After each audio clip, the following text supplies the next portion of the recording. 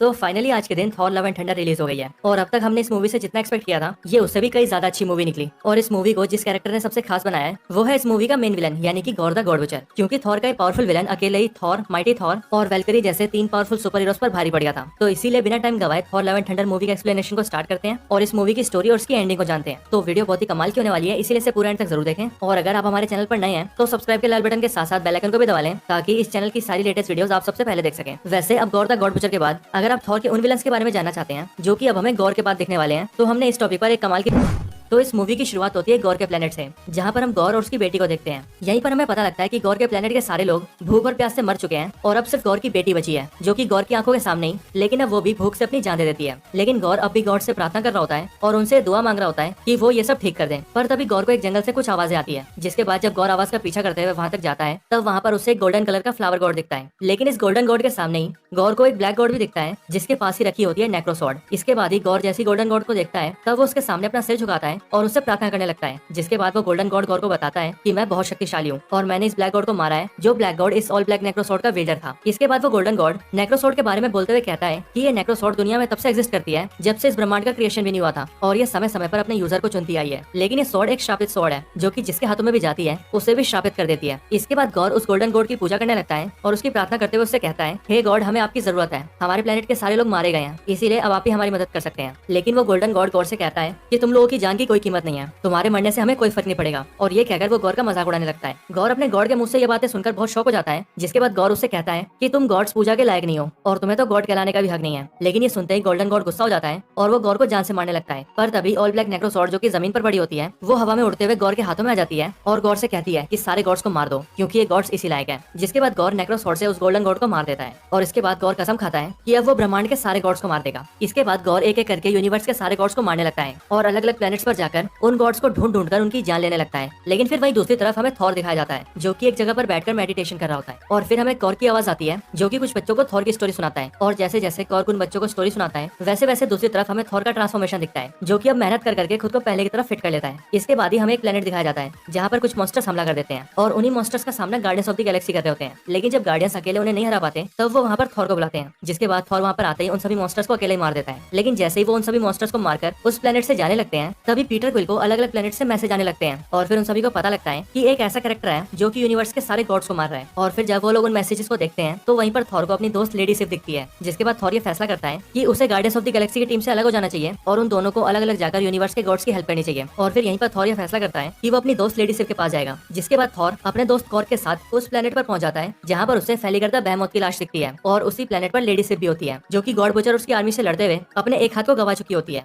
इसके बाद यहीं पर लेडी सिफ थॉर को गॉर द गॉड बुचर के बारे में सब कुछ बताती है और उससे कहती है कि अब वो न्यू एसगार्ड पर हमला करने गया है और वहाँ जाकर अब वो सारे गॉड्स को मारना चाहता है। और फिर ये सुनते ही थॉर वहाँ से सीधे न्यू एसगार्ड पर जाता है। फिर इसके बाद ही हमें अर्थ का सीन दिखाया जाता है जहाँ पर हम जेन फॉस्टर को देखते हैं और फिर यहीं पर हमें पता लगता है कि जेन फॉस्टर को कैंसर हो चुका है और अब वो कुछ ही दिनों में मरने वाली है। लेकिन फिर जेन फॉस्टर जब हॉस्पिटल से आकर अपने घर पे बैठी होती है तभी वो एक बुक के अंदर म्योनिर का नाम पढ़ती है। जिसके बाद उसे फील होता है कि उसे म्योनिर के पास जाना चाहिए और फिर ये डिसाइड करते ही जेन फॉस्टर न्यू एसगार्ड पहुंच जाती है और वहाँ जाकर टूटे हुए म्योनिर को देखती है। लेकिन जेन फॉस्टर को अपने पास देखते ही वो टूटा हुआ म्योनिर हिलने लगता है और सीधे उसके हाथों में आ जाता है। जिसके बाद जेन फॉस्टर बनती है माइटी थॉर। फिर न्यू एसगार्ड पर रात हो जाती है। जिसके बाद हम ये देखते हैं कि गौर अपनी ब्लैक मॉन्स्टर्स की आर्मी के साथ न्यू एसगार्ड पर अटैक कर चुका है और एक एक करके वहाँ के लोगों को मारने की कोशिश कर रहा है। पर तभी वहाँ पर थॉर आ जाता है और वो गौर की आर्मी से लड़ने लगता है। जिसके बाद वेलकरी और एसगार्ड के बाकी सोल्जर्स भी वहाँ कर फाइट करने लगते हैं और फिर तभी वहाँ एंट्री होती है माइटी थॉर की। इसके बाद थॉर का सामना पहली बार गॉर द गॉड बुचर से होता है जो कि पहले तो थॉर पर भारी पड़ता है लेकिन फिर उसके बाद थॉर अपने स्टॉर्म ब्रेकर के साथ गौर को हरा देता है। जिसके बाद गौर अपनी आर्मी के साथ वहाँ से भागने लगता है और वहाँ से भागते भागते वो एसगार्ड के सारे बच्चों को अपने साथ ले जाता है। इसके बाद जैसे ही गौर और उसकी आर्मी जाती है वैसे ही थॉर जेन फॉस्टर से मिलता है और वो उससे इन सब के बारे में पूछता है कि उसने म्योनिर को कैसे उठाया। जिसके बाद वो थॉर को कहती है कि बस मुझे म्योनिर की याद आई और मैं यहाँ पर आ गई। फिर इसके बाद यहीं पर हमें फ्लैशबैक दिखता है जहाँ से हमें पता लगता है कि थॉर और जेन फॉस्टर काफी सालों पहले साथ रहा करते थे और उसी बीच थॉर ने एक बार अपने म्योनिर से ये कहा था कि मेरे प्यारे दोस्त म्योनिर तुम हमेशा जेन का ख्याल रखना। और थॉर के ये वर्ड्स म्योनिर के लिए एन्चेंटमेंट बन गए जिस एन्चेंटमेंट को म्योनिर ने अपने अंदर स्टोर कर लिया। और फिर इसी वजह से जब जेन फॉस्टर म्योनिर के पास आई तब म्योनिर ने यह जान लिया कि जेन की जान खतरे में है और अपने एन्चेंटमेंट के अकॉर्डिंग उसने जेन के हाथों में आकर उसकी जान बचा ली।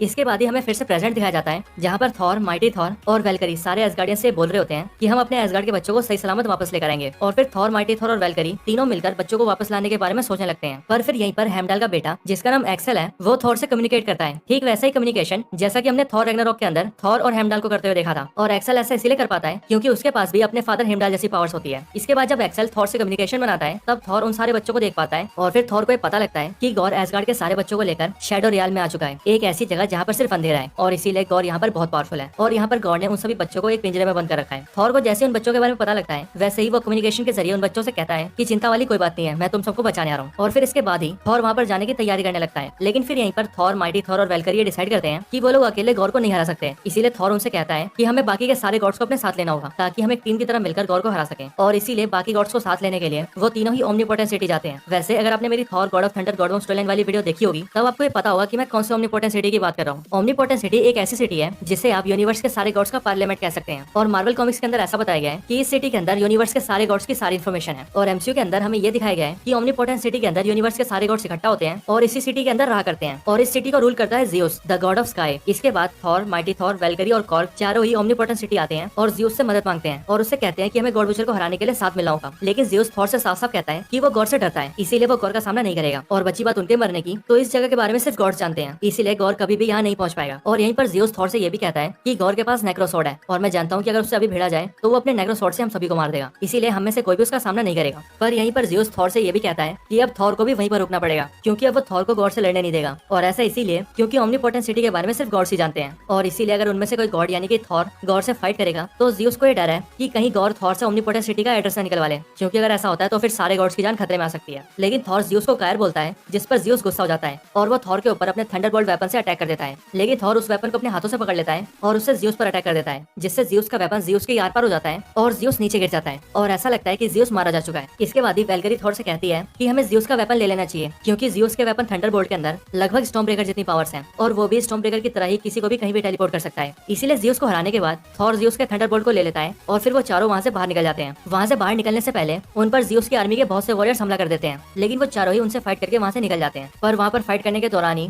थॉर का फ्रेंड कॉर्ग जख्मी हो जाता है और उसकी बॉडी पूरी तरह से टूट जाती है, लेकिन कॉर्ग अभी भी जिंदा होता है। इसीलिए थॉर कॉर्ग के फेस को अपने साथ ले लेता है ताकि वो कॉर्ग को फिर से एक नई बॉडी दे सके। थॉर अपने साथियों के साथ वहाँ से निकल जाता है, लेकिन वहीं पर ज़ियुस ने थॉर को ये भी बताया होता है कि वो जानता है कि गॉर का प्लान क्या है। गॉर अब सीधा इटर्निटी के पास जाना चाहता है और उससे ये विश मांगना चाहता है कि यूनिवर्स के सारे गॉड्स मारे जाएं। और इटर्निटी को लेकर ये कहा जाता है कि जो भी बीइंग सबसे पहले इटर्निटी के पास जाएगा, इटर्निटी उसकी एक विश को पूरा करेगा। पर इटर्निटी तक पहुंचने के लिए किसी को भी गेट ऑफ इटर्निटी को खोलना पड़ेगा, लेकिन उस गेट ऑफ इटर्निटी की चाबी क्या है और कहाँ रखी है, इस बारे में कोई नहीं जानता। फिर इसके बाद ही थॉर, माइटी थॉर और वेलकरी के साथ शैडो रियल पहुंचता है और वहाँ जाकर गॉर को ढूंढने लगता है। पर जैसे ये लोग यहाँ पर पहुंचते हैं, तभी माइटी थॉर को वहाँ पर एक ड्राइंग दिखती है, जिस ड्राइंग के अंदर गेट ऑफ इटर्निटी की फोटो बनी होती है और उसकी चाबी की भी फोटो होती है। और फिर उस ड्राइंग को देखते ही जेन फॉस्टर को ये पता लग जाता है कि गेट ऑफ इटर्निटी की चाबी और कुछ नहीं बल्कि स्टॉर्म ब्रेकर ही है। और फिर इस बारे में पता लगता ही जेन फॉस्टर जल्दी से थॉर से उसका स्टॉर्म ब्रेकर लेती है और उसे दूर स्पेस में फेंक देती है। जिसके बाद जब थॉर माइटी थॉर से इस बारे में पूछता है, तब वो थॉर और वेलकरी को बताती है कि गेट ऑफ इटर्निटी की चाबी स्टॉर्म ब्रेकर ही है और ये सब गॉर का प्लान है ताकि वो हमें यहाँ पर बुला सके और स्टॉर्म ब्रेकर को थॉर से छीन सके। पर तभी हम देखते हैं कि उन तीनों के सामने गॉर आ जाता है, जो कि अपने नेक्रोसॉर्ड की हेल्प से उन तीनों को कैद कर लेता है। पर वो तीनों अपने आप को छुड़ा लेते हैं और गॉर से लड़ने लगते हैं। लेकिन उस फाइट में लड़ने के दौरान ही जब वेलकरी ज़ियुस का थंडरबोल्ट यूज करके गॉर पर अटैक कर रही होती है, तभी गॉर थंडरबोल्ट को उसके हाथों से छीनकर उससे वेलकरी की पीठ पर हमला करता है और उस थंडरबोल्ट को वेलकरी के आर पार कर देता है। जिसके बाद थॉर और माइटी थॉर ये डिसाइड करते हैं कि उन्हें इस फाइट से अभी पीछे हटना होगा और वेलकरी की जान बचाने के लिए अर्थ पर जाना होगा। और इसीलिए थॉर अपने स्टॉर्म ब्रेकर से बाइफ्रोस्ट खोलता है और सबको वहाँ से ले जाने लगता है। पर जैसे ही थॉर स्टॉर्म ब्रेकर से बाइफ्रोस्ट खोलता है, वैसे ही गॉर स्टॉर्म ब्रेकर को पकड़ लेता है और उसे थॉर के हाथों से छीनने लगता है। और क्योंकि बाइफ्रोस्ट का इफेक्ट बहुत ज्यादा पावरफुल होता है, इसीलिए थॉर से उसका स्टॉर्म ब्रेकर छूट जाता है और वो तीनों अर्थ पर पहुंच जाते हैं। और दूसरी तरफ स्टॉर्म ब्रेकर गॉर के हाथों में आ जाता है। जिसके बाद गॉर गेट ऑफ इटर्निटी को खोलने के लिए निकल जाता है। गॉर से हुई फाइट की वजह से वेलकरी के साथ साथ माइटी थॉर भी काफी जख्मी हो जाती है। इसीलिए थॉर उन दोनों को हॉस्पिटल ले जाता है, जहाँ पर पहुंचकर थॉर को पता लगता है कि जब जब जेन फॉस्टर म्योनिर को समन करेगी, तब वो माइटी थॉर तो बन जाएगी,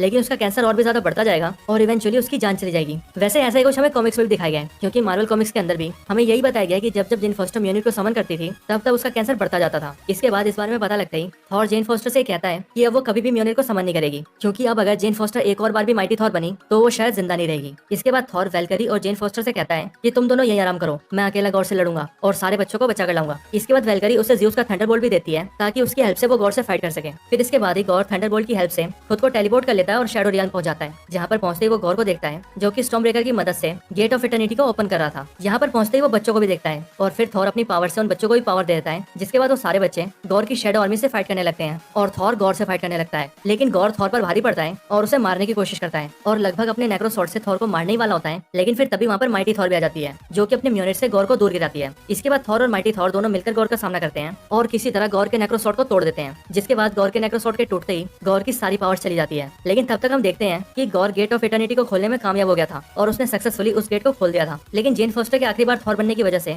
उसकी हालत बहुत ज्यादा बुरी हो जाती है, इसीलिए वो मरने की हालत में आ जाती है। लेकिन दरवाजा खुलता हुआ देखते ही गॉर वहाँ से इटर्निटी के पास जाता है, जिसे देखकर जेन फोस्टर थॉर से कहती है कि उससे पहले जाकर गॉर को रोकना चाहिए। इसके बाद थॉर अपना स्टॉर्म ब्रेकर उन बच्चों को देता है और वहाँ पर हेमडाल के बेटे से कहता है कि बायफ्रोस्ट को ओपन करके सारे बच्चों को न्यू एसगार्ड ले जाओ। और थॉर के बोलते ही वो सारे बच्चे वहाँ से न्यू एसगार्ड पहुंच जाते हैं। लेकिन वहीं दूसरी तरफ गॉर इटर्निटी के पास पहुंच जाता है और जैसे ही गॉर उस दरवाजे के पार जाता है वैसे ही गॉर, थॉर और जेन फोस्टर तीनों ही इटर्निटी के पास आ जाते हैं। पर जैसे ही गॉर इटर्निटी के आगे जाता है वैसे ही पीछे से थॉर उसे रोकने की कोशिश करता है और गॉड से कहता है कि प्लीज सारे गॉड्स को मत मारो, क्योंकि इस तरह सारे गॉड्स को मारकर अपना बदला लेने से तुम्हें कभी भी शांति नहीं मिलेगी। इसीलिए तुम अपनी विश से गॉड्स को मारने की बजाय अपनी बेटी को भी जिंदा कर सकते हो। इसीलिए मैं तुमसे कहूंगा कि सारे गॉड्स को मारने की बजाय तुम अपनी बेटी को जिंदा कर लो। गौर ये सुनकर ऐसा ही करता है और क्योंकि गौर अपनी बेटी से बहुत प्यार करता है इसीलिए वो इटर्निटी से विश मांगता है कि वो उसकी बेटी को जिंदा कर दे। जिसके बाद ऐसा ही होता है, गौर की बेटी जिंदा हो जाती है और उसके सामने खड़ी हो जाती है। लेकिन वही दूसरी तरफ जेन फोस्टर थॉर के हाथों में अपनी जान दे देती है। और वही बात करें गौर की तो नेक्रोसॉर्ड के खत्म होने के बाद ही गौर भी अब बहुत ज्यादा कमजोर हो चुका था और इसीलिए अब वो भी मरने वाला था। इसीलिए अपनी बेटी से आखिरी बार गले मिलकर गौर थॉर से कहता है कि प्लीज मेरी बेटी का ध्यान रखना और इसकी अच्छे से परवरिश करना। जिस पर थॉर गौर से हाँ कहता है और फिर इसके बाद ही गौर भी खत्म हो जाता है। जिसके बाद थॉर गौर की बेटी को लेकर वहाँ से चला जाता है। फिर इसके बाद ही हमें न्यू एसगार्ड का सीन दिखता है जहाँ पर हम देखते हैं कि सारे बच्चे अपने घर वापस आ चुके हैं और अब वेलकरी उन सबको वॉरियर की ट्रेनिंग दे रही है ताकि अगर ऐसी कोई सिचुएशन फिर से आए तो वो बच्चे उस सिचुएशन का सामना कर सके। और वेलकरी के साथ ही लेडी सिप भी बच्चों को ट्रेनिंग देती है। इसके बाद ही हम थॉर को देखते हैं जो कि गौर की बेटी की परवरिश कर रहा होता है और यहीं से हमें पता लगता है कि थॉर और गौर की बेटी अब साथ में रहेंगे। और यहीं पर हमें गौर की बेटी के बारे में ये भी पता लगता है कि उसके अंदर भी गॉड जैसी पावर्स हैं और ऐसा इसीलिए क्योंकि उसे इटर्निटी ने जीवन दान दिया है, जिस वजह से उसके अंदर भी गॉड लाइक पावर्स हैं। और फिर इसके बाद ही हम ये देखते हैं कि थॉर और गौर की बेटी एक दूसरे प्लेनेट पर जाते हैं जहाँ पर थॉर अपने हाथों में म्योनिर लेता है और गौर की बेटी के हाथों में अपना स्टॉर्म ब्रेकर देता है। जिसके बाद वो दोनों मिलकर उन सभी मॉन्स्टर से लड़ने लगते हैं। और फिर यहीं पर ये